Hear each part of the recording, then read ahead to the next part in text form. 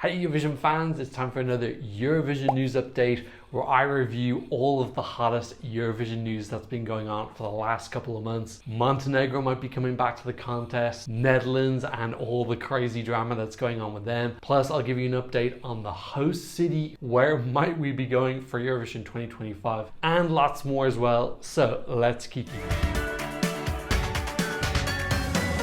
If you're new here, welcome. My name is Tom. I'm an Irish Eurovision analyst, and you can find all of this stuff on my Eurovision channel. So you may be wondering, where the hell have I been? Basically, I had a 4-month contract involved with the Olympics. It was very interesting. It was incredibly intense. I'm very glad I did it. I'm also very glad it's over now and things are back to normal. Okay, so let's start off with some good news, and that is that Montenegro are returning to the contest for the first time since 2022. RTCG have confirmed today they will be at Eurovision 2025 in Switzerland. This all started with a document that was released talking about Monte Song, which is going to be their national final. There were some rules about songs being submitted and needing to be at least 51% of one of the national languages, etc, etc. This all sounded a lot like a national final. People started putting two and two together. At the end of the day though, we needed to wait for that official confirmation, because we did the same thing last year with North Macedonia, where there was a document released in their budget talking about how they're going to apply to Eurovision,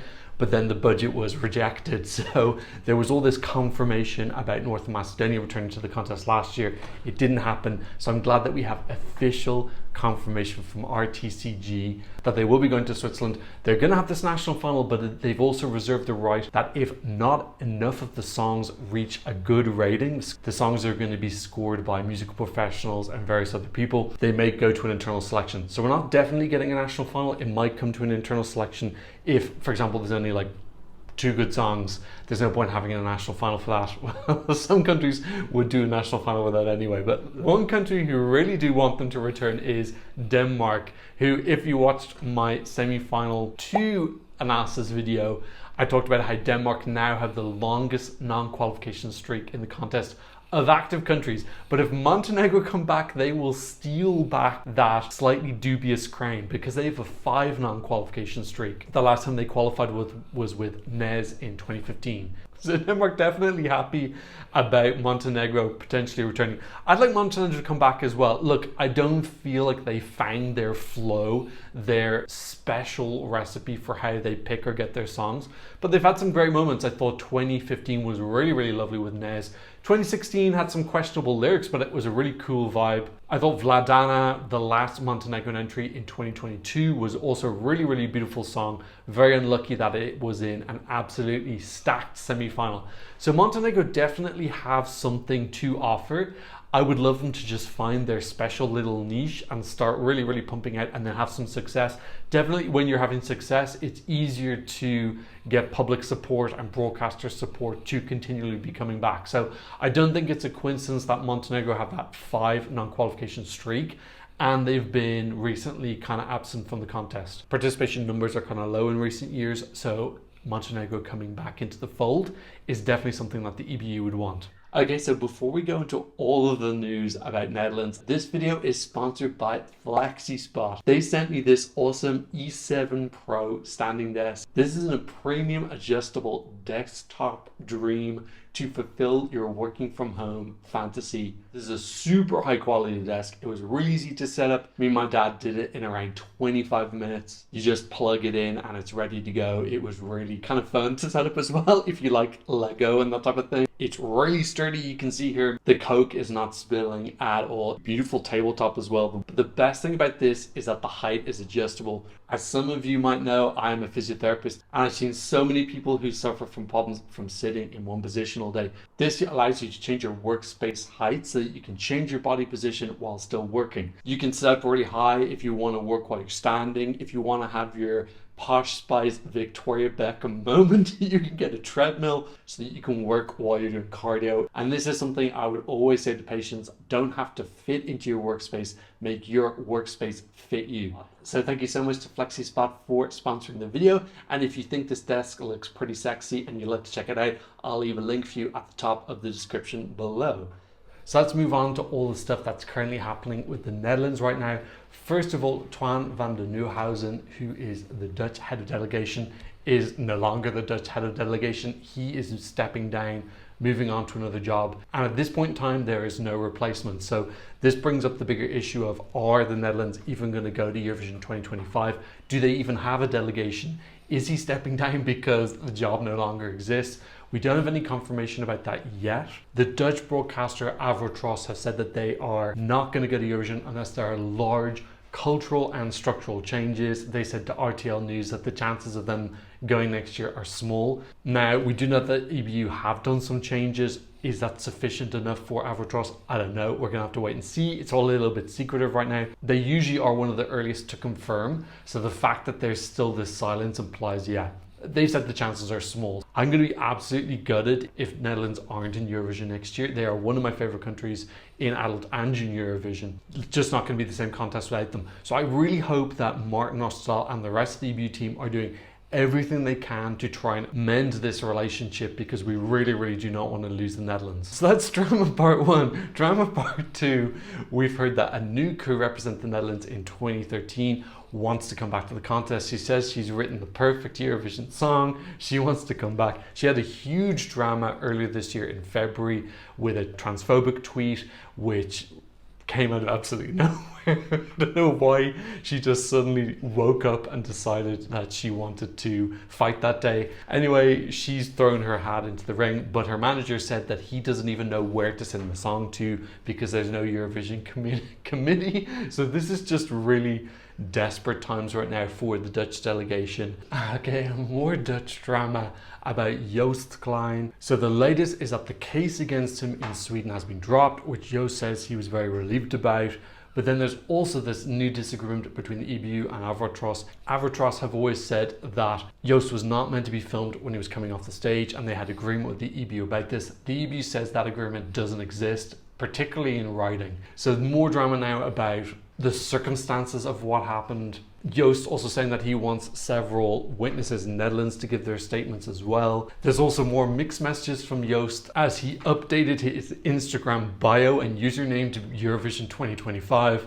But then a couple of weeks later, he was seen in a concert in Canada saying F Eurovision on stage. So I don't know if he's changing his mind or what's going on, but yeah, currently he doesn't seem in a very good place about the whole thing. It's obviously been incredibly stressful for him. I gotta admit, I still don't have closure about this whole situation. I still feel like disqualification was quite a disproportionate way to act, especially seeing as it's not just Joost. We're talking about a delegation, a country. This is more than just him. And it's really hard to comment on it because obviously we weren't there. We don't know exactly what happened. The whole thing just makes me really sad, particularly that a song for which the opening line was Europe, let's come together, was the song that the EBU disqualified. Just seems like incredibly ironic and dystopian. First of all, I hope that the Netherlands comes back.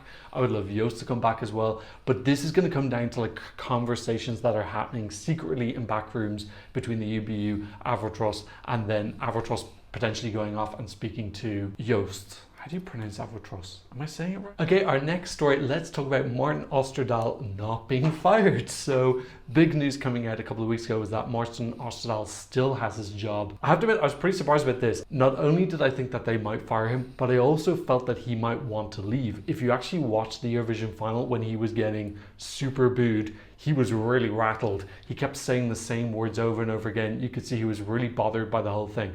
So I'm surprised that he still wants to come back. He put out a statement saying the booing didn't bother me. It clearly bothered him if you watch the live footage of him being booed. But yes, the EBU released this statement about all the changes they're going to make. I have to admit, for me, a lot of it was kind of word salad nothingness. The one thing I think that was quite solid was the creation of a new job called the ESC director. So Martin's basically being demoted a little bit because he's still going to be an executive producer, but there's going to be somebody above him called the ESC director. It's a demotion of sorts. I don't know. We're going to have to wait and see what this job looks like. Who's it going to end up being? Maybe they might give it to Sietsebacke, and that might be their like negotiation chip to keep the Netherlands in the contest, is put Sietsebacke in the ESC director spot. Keep Martin Osterdahl there. We've also had confirmation that Christer Bjorkman is going to be head of contest. And then we're going to have Yves Schifferle, who's to be the Swiss head of delegation. He's going to be head of show.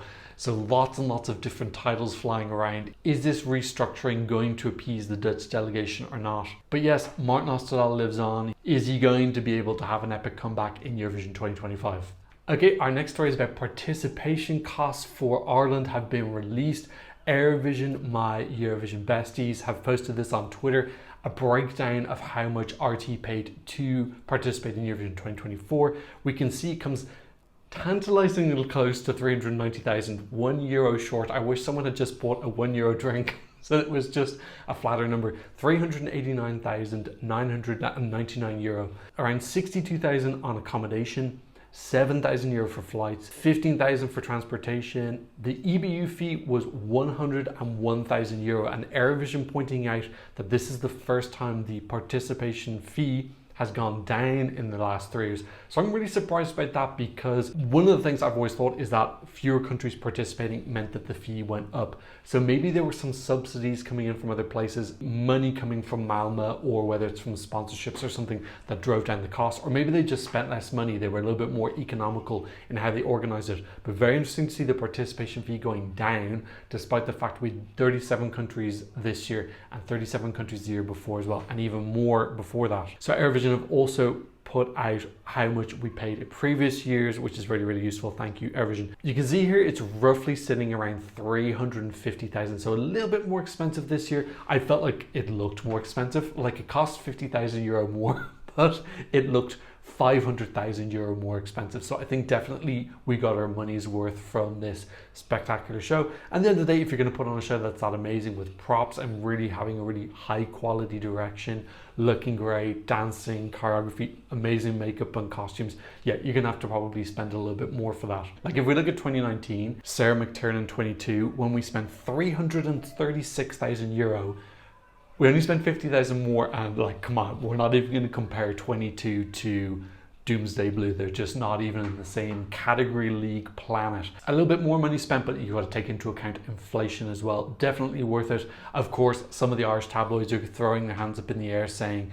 look how much money we spent on Eurovision. I don't think they realize how much it costs to make one episode of a TV show normally. I think they're going to get a little bit of a shock. Eurovision is incredibly good value for RT. That's the main reason that they don't want to let it go. If you compare the amount they pay to the amount of hours that they get, it is an absolute steal. Yep, 61,000 for a hotel seems a bit much, but keep in mind that's a delegation of 21 people, and that includes people like our commentator Marty Whelan as well. Bambi Thug went over very early, April 27th this year, with Michael Keeley and a few others. We also have the participation costs for Spain, which were €595,000. So this is interesting to compare. Their participation fee was €334,432 and 63 cents. Why can't people just round up numbers? Just charge them 335,000. I don't know what the formula is for this, but you can see it's almost 3 times the cost of Ireland. So it's not just on pure population, because Spain has almost 48 million, Ireland has 5 million. So Spain has a population 9 times bigger, but they were charged just over 3 times. So it's not just population. Obviously Spain are getting their ticket into the final as well as part of the Big Five. I'm actually going to maybe see if I can compile as many participation fees as possible, and then from that I can kind of work out, is there a little bit of a formula to how it's done. External resources 57,000, staging 51,000. I'm not sure why it was so expensive. It wasn't that much different from Benidorm Fest. Food and accommodation 47,000, internal resources 40,000, communication services, some of these are gloriously vague, 22,000 on communication services. Renting studios, stages, okay, that's a little bit more specific, 15,000. And then signage, I tried to look up what signage is. I don't know what it is. If you know what signage is, please leave me a comment down below. But it was €10,000. It's an expensive sign. And Eurovoix News also noting that Spain's fee dropped compared to last year as well. It was €13,000 lower. I presume participation fees for everybody are lower. It would seem weird if some countries were lower and some were higher, unless there's some weird formula that goes into deciding how much a participation fee is. In any case, Spain spending less than they did last year. They spent 750,000 last year with Blanca Paloma, but I feel like they were more ambitious then. There was talk about them winning the jury and they could do really, really well. This year, I think they knew that Zora wasn't going to do as well. It was more of a fan favorite. So I felt like they probably just held back a little bit. Let's save our money for Benidorm Fest and next year, let's not splurge too much. But the key thing is participation fees down. Hopefully this makes it easier for some countries to come back for which participation fees are a barrier, Romania, Bulgaria, etc. If that trend continues, I think the chances of them coming back are higher. Okay, let's stay on the topic of Spain, and we have some updates about Benidorm Fest next year. The format is largely staying the same. It's all going to be in 1 week. On the Tuesday, the Thursday, the 2 semi-finals, and then the final on the Saturday. The big change for me, which is really super welcome, is that they are not going to show the results from the semi-finals. So in previous editions of Benidorm Fest, you could see exactly how everybody ranked, and it basically meant that the final was between the winner of semi-final number 1 and the winner of semi-final number 2. This year, they're just going to say who the 4 qualifiers are. Perfect. So much better. It just makes it more exciting. It makes it feel less like just a 2-horse race in the final with everybody else just getting like a kind of lame participation trophy. It builds up this suspense and this excitement. I'm not sure why it took them 3 years to realize this. In any case, they finally realized, so I'm very happy about it. Other thing is that voting is going to be free, which is also very welcome as well. The voting numbers last year were super low. I think Nebulasa only got around 4,500 votes, which for a country of 48 million is just really small. So free voting, I think it's going to be on the app. It's going to have a lot more involvement from the public, get more people interested. This is going to be our 4th Benidorm Fest. I feel like they're doing a good job at building up a reputation, a personality as a national final. And it's something that a lot of people now are really looking forward to every single year. I know it is one of the highlights for me now at this point. And if you look at where Spain used to be, where they sucked. This is definitely a huge improvement. So nice to see some good tweaks being made to Benidorm Fest. It's going to be happening around end of January, February time. A quick update on the host city for Eurovision 2025. That is going to be announced on August 30th. It's between Bâle and Geneva. Zurich and Bern are out of the list, so we're down to 2. I have to admit, my gut feeling initially was that Bâle were going to win. But this Palexpo, which Geneva are putting forward, sounds really cool. It's got an arena, but then it's also got other spaces connected to it as well, which gives them tons of space to work with. Also, Geneva's put forward a budget of 30 million Swiss francs, which is around 32 million euro. Now keep in mind that Liverpool cost, I think, between 11 and 12 million. Correct me if I'm wrong. 32 million euro is gigantic. Geneva is also the home of the EBU. I have to admit, my gut instinct right now is that Geneva are going to be hosting. It's also super close to Italy and France. But yeah, 32 million euro. Baby, you think about all the financial troubles that EBU have had, and then they're being offered 32 million euro. Baby, Christmas came early. Imagine the participation fee would go down as well, so we could have more countries coming back. So yes, that announcement is coming in around 2 weeks' time. Okay, so finally, let's look at the confirmation list for Eurovision 2025 so far. We have 24 confirmed countries at this point in time, the newest ones being France and Montenegro. Let's look at the not yet confirmed. We have 23 countries sitting in purgatory right now. Let's go through them from left to right, top to bottom. Australia announced super late last year.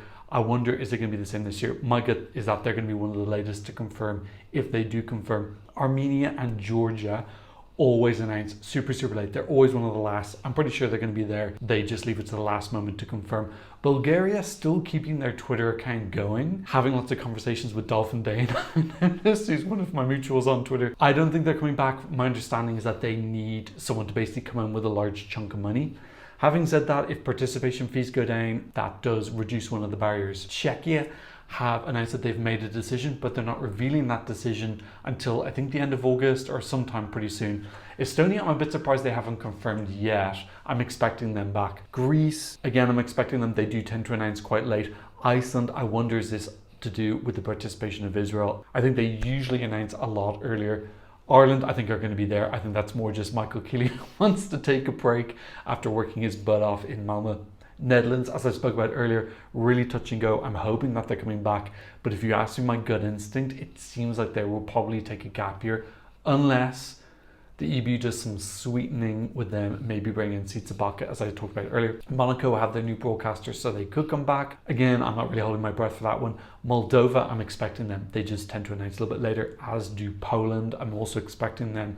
Romania, they had that little vote last year where they said they weren't going to come back. Again, if participation fees are coming down, a little bit easier for them to justify, but they really need to clean up their system. What's wrong with Romania episode I did last year, the whole system's just a total mess. So they really do need to revamp their entire system. Slovenia are rumored to be coming back. Apparently they might be going back to EMA after there was a little bit of selection drama last year. Croatia, I don't know why they haven't confirmed yet, but apparently they're already talking about Dora, so I think that's definitely going to happen.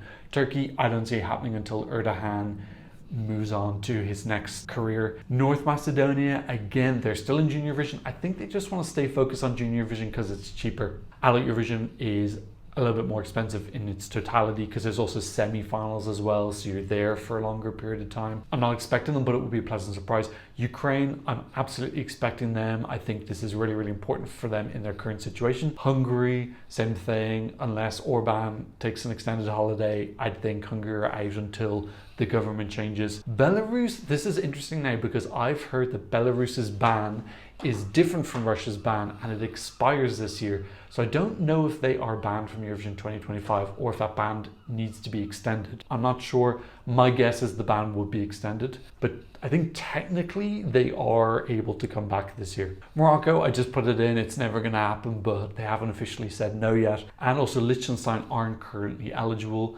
but apparently they're looking for a route in. Okay, and then we have 5 countries who are confirmed as not participating: Slovakia, Bosnia-Herzegovina, Andorra, Russia, and then also Kosovo. They don't have EBU membership, but they wanted to apply it in the same way that Australia did. The EBU basically came back and said, you can't participate because you don't have EBU membership. Everyone kind of in the room like, well, neither does Australia.